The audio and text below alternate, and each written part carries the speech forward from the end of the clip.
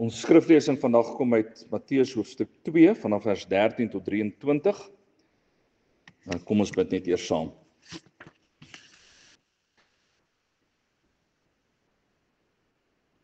Here, dankie dat ons vanoggend ook weer in diep afhanklikheid van U hier in die kerkgebou is.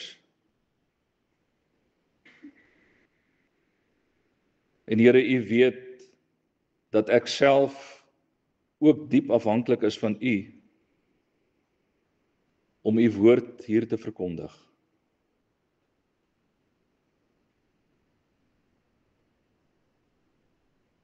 Soos ons vroeër ook gesê het, dankie dat U mense gebruik om U werk hier op aarde te doen. Wat 'n wonderlike voorreg is dit nie. Maar ons bid, Here, dat U deur die Gees met ons sal wees, met ons sal praat,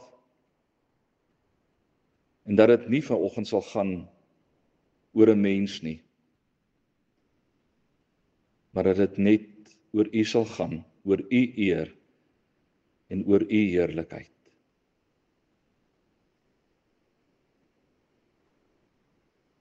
Ons vra dit in U naam. Amen. Matteus 2 vanaf vers 13. Julle sien daar is die opskrif, die vlug na Egipte toe. Nadat hulle vertrek het, het daar 'n engel van die Here in 'n droom aan Josef verskyn en gesê: "Staan op, neem die kindjie en sy moeder en vlug na Egipte toe en bly daar totdat ek jou sê om terug te kom, want Herodes is van plan om die kindjie te soek en hom dood te maak." Josef het toe opgestaan en in die nag die kindjie en sy moeder geneem en na Egipte toe vertrek en daar gebly tot die dood van Herodes. So is vervul wat die Here deur 'n profeet gesê het: "Uit Egipte het ek my seun geroep." Toe Herodes agterkom dat die sterrekykers hom in die steek gelaat het, het hy woedend geword. Hy stuur toe soldate en laat in Bethlehem en die hele omgewing al die seentjies van 2 jaar en jonger doodmaak, ooreenkomstig die tyd wat hy noukeurig by die sterrekykers uitgevra het. Toe is die woord vervul wat die Here deur die profeet Jeremia gesê het: "’n gekerm word op Rama gehoor, 'n gehuil en groot gejammer. Rachel treur oor haar kinders en wil nie getroos word nie, omdat hulle nie meer daar is nie." Na die dood van Herodes verskyn daar 'n engel van die Here in 'n droom aan Josef in Egipte en sê: "Staan op, neem die kindjie en sy moeder en gaan terug na die land van Israel toe, want die mense wat die kindjie se lewe gesoek het, is dood." Josef het toe opgestaan, die kindjie en sy moeder geneem en na die land van Israel toe teruggegaan. Toe hy egter verneem dat Argelaus in die plek van sy vader Herodes oor Judea regeer, was Josef bang om daarheen te gaan. Nadat God hom in 'n droom 'n aanwysing gegee het, is hy na die landstreek Galilea toe. Daar aangekom, het hy gaan woon in 'n dorp met die naam Nasaret. So is vervul wat deur die profete gesê is: "Hy sal Nasareëner genoem word."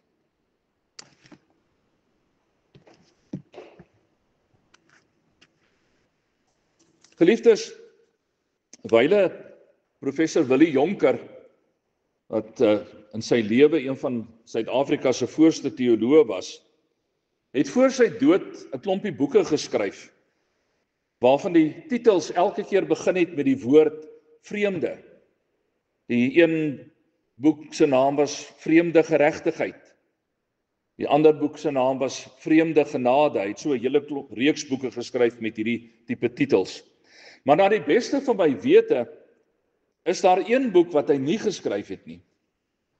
Maar as hy dit sou geskryf het, dan sou die titel van hierdie boek gewees het: Vreemde Vrede. Geliefdes, as ons aan Kersfees dink, dan dink ek is daar hoofsaaklik 2 beelde wat in ons gedagtes opgewek word. Die van die engele wat die aankondiging maak aan die herders oor Jesus se geboorte, en dan ook die een van die baba wat in 'n stal in 'n krib lê. In byna elke kleuterskool of sonnaarskool konsert waar die Kersverhaal opgevoer word, is dit juis hierdie 2 beelde wat vir ons uitgebeeld word op een of ander manier. Dat die toeskouers weer hierdie belewenis kan hê van die aankondiging en die geboorte van Jesus Christus. Aan die een kant, die engele wat aan die herders verskyn met die boodskap, moenie bang wees nie. Kyk, ek bring vir julle 'n goeie boodskap, wat vir die hele volk 'n bron van groot vreugde sal wees. Vandag is daar vir julle in die stad van Dawid as verlosser gebore, Christus die Here. Dit sal vir julle die teken wees. Julle sal 'n pasgebore kind vind wat in doeke toegedraai is en in 'n krib lê. Skielik was daar saam met die engel 'n hemelse menigte wat God loof, eer aan God in die hoogste en vrede op aarde vir die mense in wie God 'n welbehae het. Dis die een kant. Die ander kant is dan die uitbeelding van die baba in die krib, in die stal, en die mense wat daar kom met geskenke van goud en wierook en mirre. Nog eens die toonbeeld van vrede. En dis goed so, dis reg so. Want die boodskap van God se vrede wat op die aarde neergedaal het, staan sentraal in die Kersverhaal. Dit staan in die midde van alles wat gebeur in Kersfeestyd, dat hierdie gevoel van vrede neerdaal op ons. En ook hierdie jaar as ons Kersfees vier, dan weet ek dat ons dit so graag sal wil doen, met die hoop en die verwagting van vrede. En tog, as ons na die realiteit gaan kyk, dan is dit baie anders. Kersfees is vir baie mense sinoniem met die dood.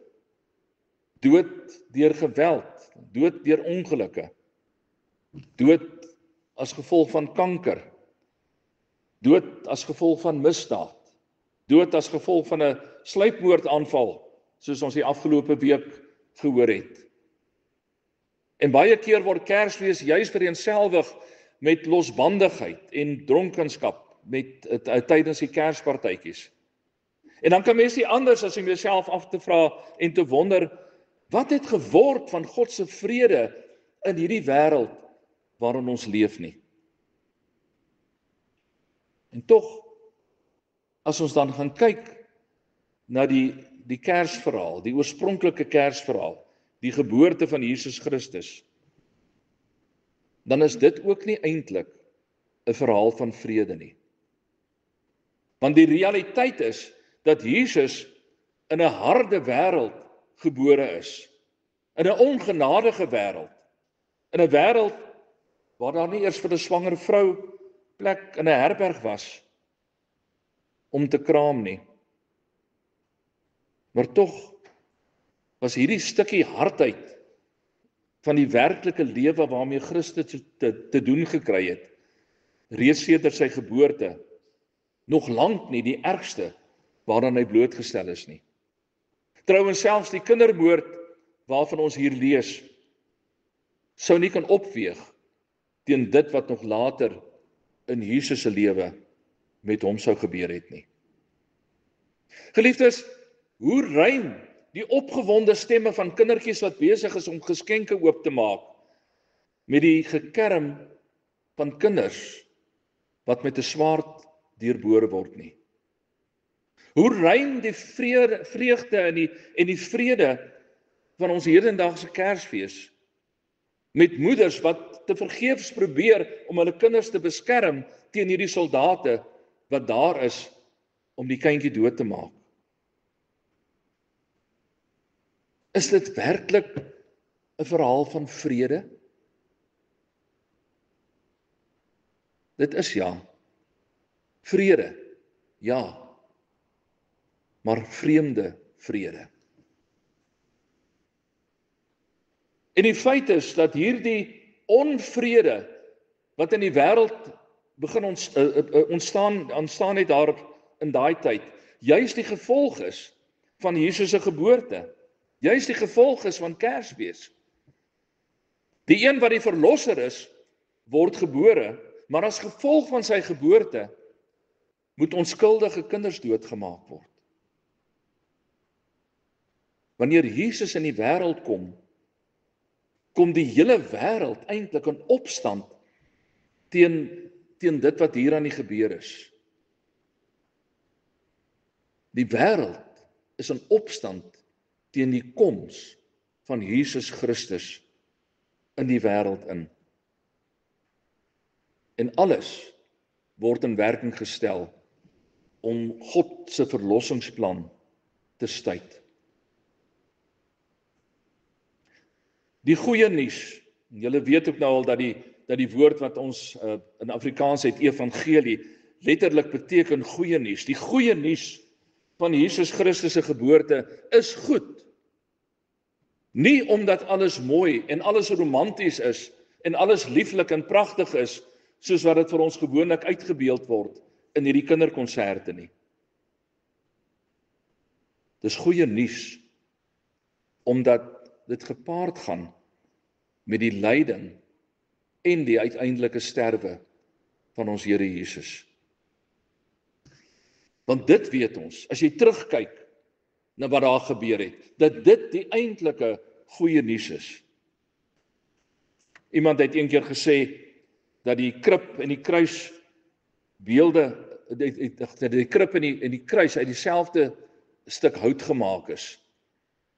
En in 'n aangrypende skildery het 'n kunstenaar een keer toe gegaan en probeer om iets hiervan uit te beeld. Uit die stalgebeure uitgebeeld, die krib en dan die maan wat deur 'n venster skyn, die venster wat ook so met 'n houtraamwerk amper soos 'n kruis lyk.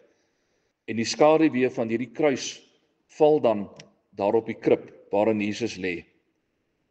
En die skilder wou vir ons iets probeer uitbeeld van dat die lyding van Jesus Christus nie eers later begin het nie eers daar by Golgotha begin het nie, maar dat Jesus Christus se lyding juis hier in die stal in Bethlehem begin het. Daar het dit 'n aanvang geneem. Jesus se geboorte staan letterlik onder die skadu van die kruis. En Matteus wil vir ons in hierdie beskrywing wat hy vir ons gee, kom sê dat Jesus in ons leefwêreld ingekom het. In ons leefwêreld en waarin ons leef, met al die dinge waarmee ons te doen het in ons lewe, waar ons te doen het met moord en roof, waar ons te doen het met plaasaanvalle, waar ons te maak het met kindermishandeling, waar ons te doen het met dwelmkartelle en met hongersnood en mensenhandel en noem maar op, al die verskriklike dinge wat gebeur. Binne in hierdie wêreld word Jesus Christus gebore, sodat hy hom volkome met ons en ons omstandighede kan vereenselwig.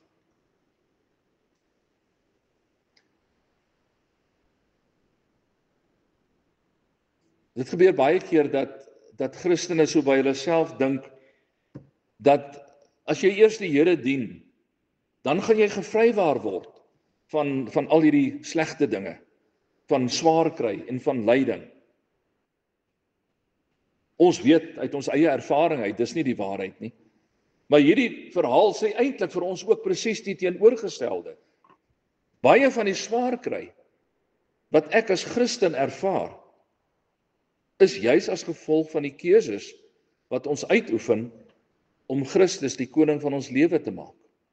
Dit is hoe dit gaan met 'n Christense lewe. As jy daai keuse gemaak het en gesê het, dis wat ek wil doen, dis hoe ek die Here wil volg, en ek wil die Here voluit volg in my lewe, dan gaan dit nie altyd klop disselboom in jou lewe nie.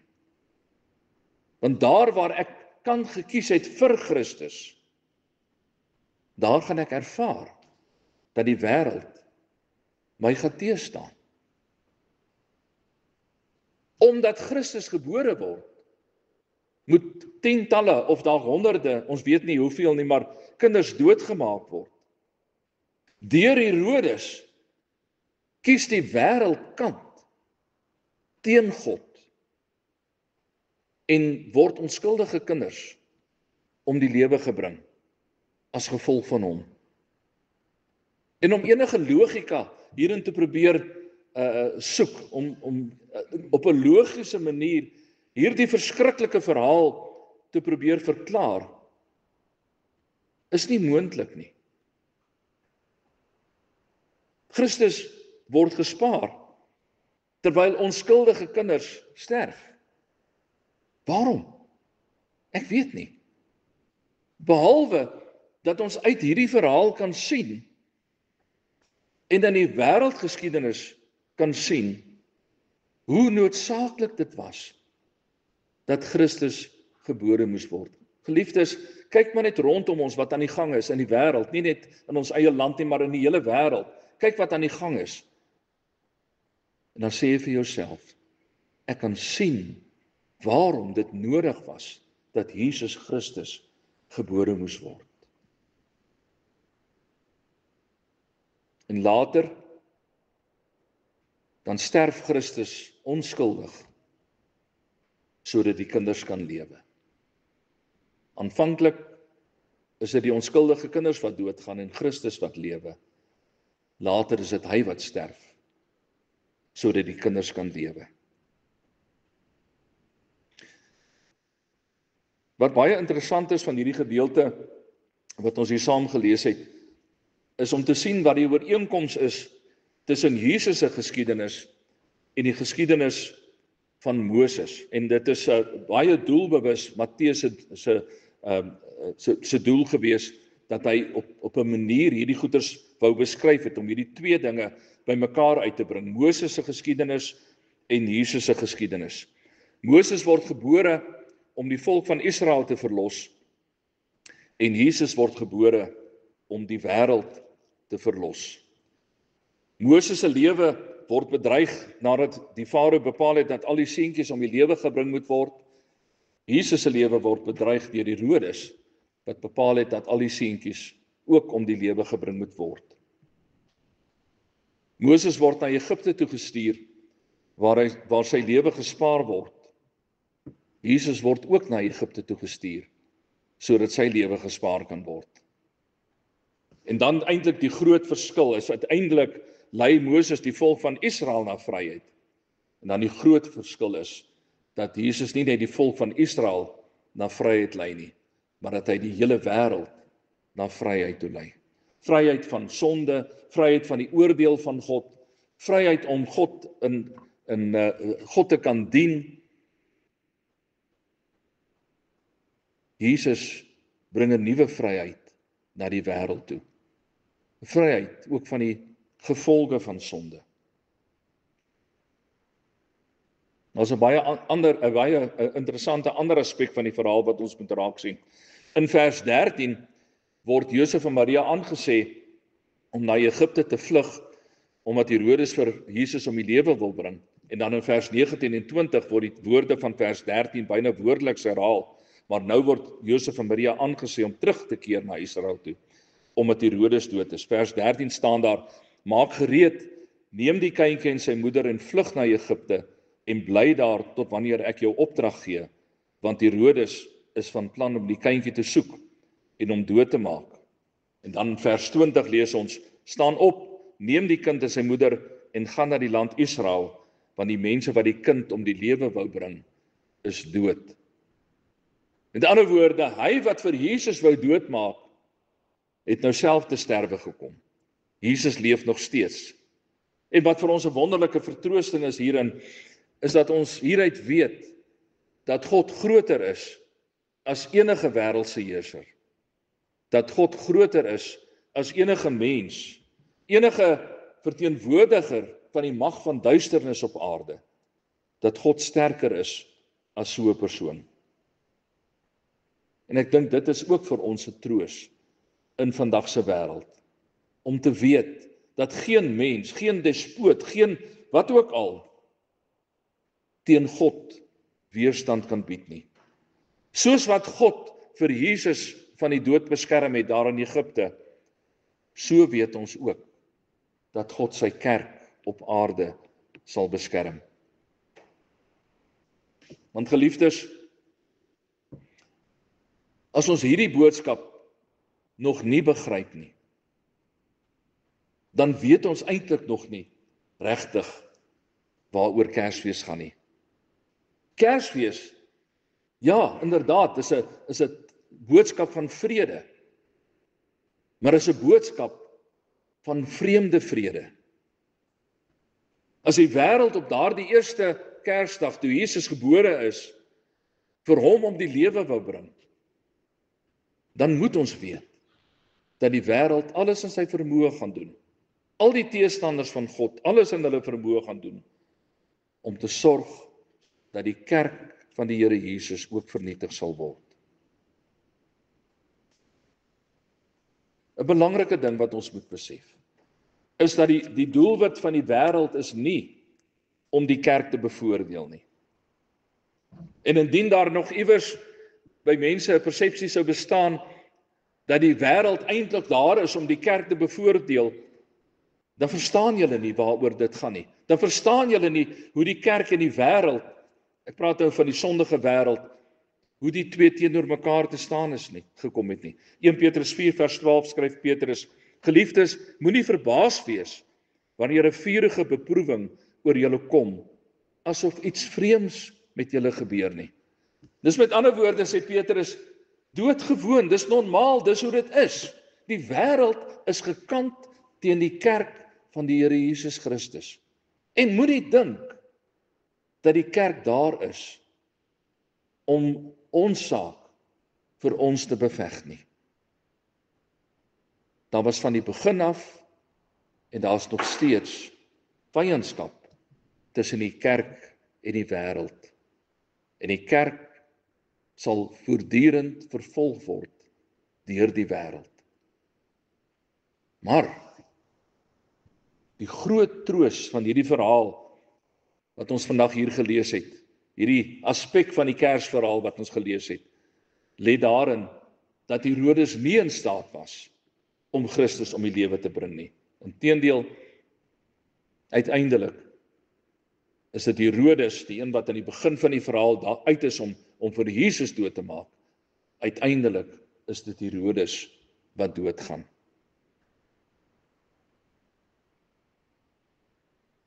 Daarom mag ons maar die sekerheid hê dat die kerk nie deur die wêreld vernietig sal word nie. Die stem van die kerk raak dalk al 'n bietjie dunner. Dit raak dalk deur die verskriklike geraas van die wêreld, raak die stem van die kerk dalk 'n bietjie sag. Dis dalk al hoe moeiliker om die stem van die kerk hoorbaar te maak te midde van al die geraas in die wêreld. Maar uiteindelik is dit juis die kerk wat saam met Christus sal oorwin. Kon die verhaal anders verloop het? Natuurlik kon dit anders verloop het.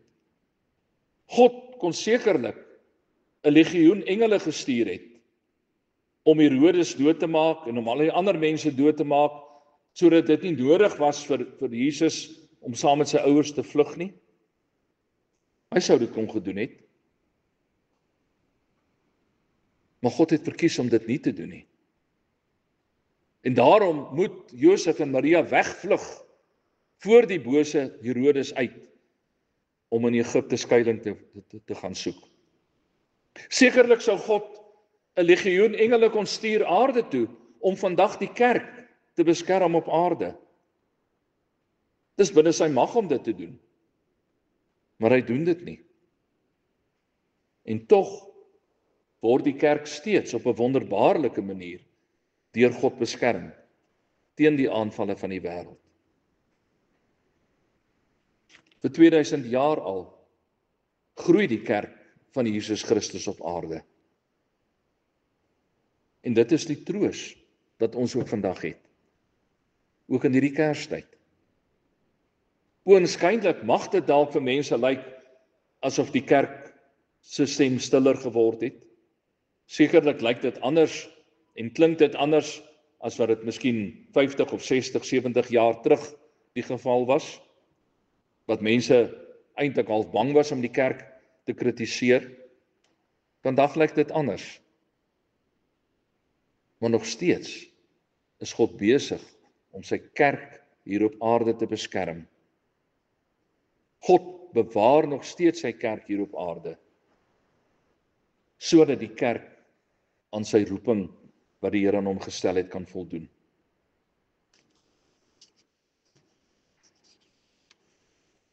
Ek het 'n verhaal gelees wat vir my seker een van die treffendste beelde is van wat dit beteken om iets van hierdie vreemde vrede wat met Kersfees gekom het, uit te beeld. Tydens die Tweede Wêreldoorlog was daar 'n sekere dorpe in Europa gewees wat gebombardeer is. Feitelik al die geboue in die dorp is platgevee. Byna die helfte van die inwoners het gesterf as gevolg van die aanval. Selfs die kerk wat in die middel van die dorp gestaan het, is grootendeels vernietig gewees. Maar die volgende dag, te midde van die chaos wat in die dorpie geheers het, het die kerkklok begin lui. Iemand het kerk toe gegaan en uitgevind dat die kerkklok wonderbaarlik die aanval oorleef het. En die persoon het gegaan en hy die kerkklok begin lui. En vanuit die dorpie en die mense wat nog geleef het begin naderkom, hulle het begin stap na die kerk toe. En daar in hierdie gebou wat grootendeels reeds vernietig is, het daar nog so hier en daar 'n kerkbankie oorgebly. Daar sou hier en daar nog 'n liederebundel oorgebly, die wat nie verbrand is in die aanval nie. En die mense het gaan sit daar en hulle het die liedereboekies opgeneem en hulle het begin sing. Want sien, dit was Kersfees. Amen. Here, in hierdie wêreld waarin ons leef, waar ons van absoluut niks meer seker kan wees nie, kan ons vashou aan u belofte dat u kerk sal bewaar. Here, ons is oor ons eie lewens nie seker nie. Maar dit weet ons. Die magte van die duisternis sal in der ewigheid nie die kerk van Jesus Christus tot niet kan maak nie. En Here, dankie dat ons uit hierdie geskiedenis van die bewaring van ons Here Jesus daar in Egipte ook hierdie waarheid vir onsself kan neem. Dankie dat ons toekoms op hierdie belofte kan bou. En dat ons weet, maak nie saak wat met ons gebeur nie. Maak nie saak wat in die wêreld gebeur nie. U kerk sal bly voortbestaan. En Here, maak vir ons getrou aan u, maak vir ons getrou aan u kerk en gebruik vir ons, Here, om die boodskap van vrede, al is dit dan 'n vreemde vrede, maar om die boodskap van vrede wat met Jesus Christus se koms opgedaag het op aarde, te verkondig. Ons bid dit in u naam. Amen.